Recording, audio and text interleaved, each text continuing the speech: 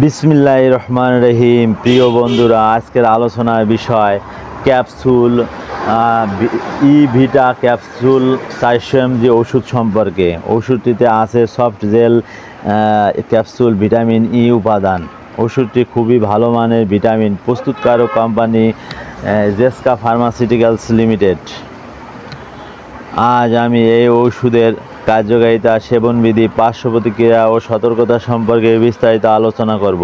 কার্যকারিতা মানে এর কাজ কী, কোন কোন রোগে ব্যবহার করা হয়, সাধারণত এটাই বোঝায়। তো কার্যকারিতা হলো ত্বক ও চুলের সৌন্দর্য বৃদ্ধি করে, চুল পড়া বন্ধ করে, ত্বকের উজ্জ্বলতা বৃদ্ধি করে, ত্বকের রুক্ষতা দূর করে, যৌন শক্তি বৃদ্ধি করে, সহবাসের সময় বৃদ্ধি করে, সহবাসকে মধুময় ও আরামদায়ক করে, হরমোনকে শক্তিশালী করে, বীর্য ঘন করে, চেহারা থেকে বয়সের ছাপ দূর করে, চেহারার উজ্জ্বলতা বৃদ্ধি করে, মেয়েদের মাসিকের জটিলতা দূর করে এবং মাসিক নিয়মিত করে, রোগ প্রতিরোধ ক্ষমতা বৃদ্ধি করে, দৃষ্টিশক্তি দূর করে এবং দ্রুত দুর্বলতা দূর করে। সাধারণত এইসব সমস্যায়, রোগের সমস্যায় কার্যকর ওষুধ। প্রিয় বন্ধুরা, ভিডিও সম্পূর্ণ দেখুন। ভালো লাগলে লাইক, সাবস্ক্রাইব ও ফলো করতে ভুলবেন না। ওষুধ সম্পর্কে কোনো কিছু জানতে কমেন্ট করুন।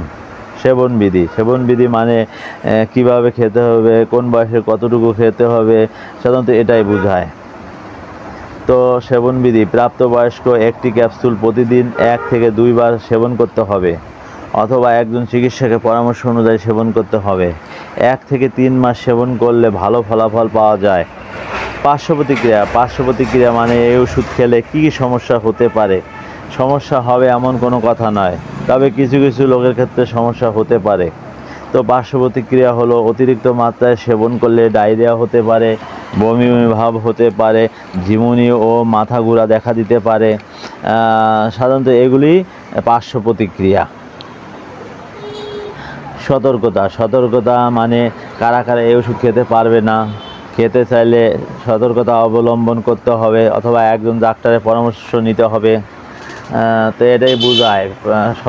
সতর্কতা হলো গর্ভাবস্থা ও স্তন্যদানকালে একজন চিকিৎসকের পরামর্শ অনুযায়ী সেবন করতে হবে। এই ওষুধ ক্রয় করার আগে অবশ্যই ওষুধের গায়ে ডেট দেখে ক্রয় করবেন। শিশুদের নাগালের বাইরে রাখুন। সুস্থ থাকুন আর সুস্থতা কামনা করি। আমার জন্য দোয়া করবেন।